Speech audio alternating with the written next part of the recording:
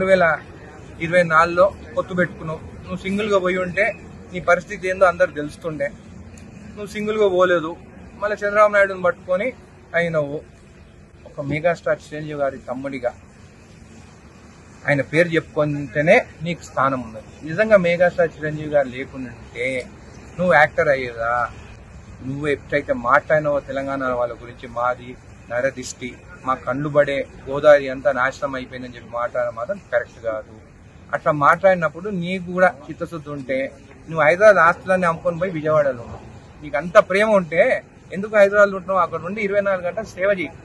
ఇంకోటి కూడా అంటున్నాను, వచ్చే ఎలక్షన్లో 15 ఏళ్ల తర్వాత నేను సీఎం అవుతానన్నావు. నేను ఒక నార్మల్ ఎవ్వరి సపోర్ట్ లేకుండా జడ్చల ప్రజల సపోర్ట్ ఎమ్మెల్యే నేనే 10 ఏళ్ల తర్వాత నేను కూడా సీఎం క్యాండిడేట్ కావచ్చు అని అన్నాను. నువ్వు ఇంకా 15 ఏళ్ళు అంటే నీకు 70 ఏళ్ళు అయినాక సీఎం అవుతాను. చేసేది ఏముంటుంది ఇంకా 70 ఏళ్ళకి అయితే? వచ్చే ఎలక్షన్లోనే ఇండివిజువల్గా నిలబడరాదా?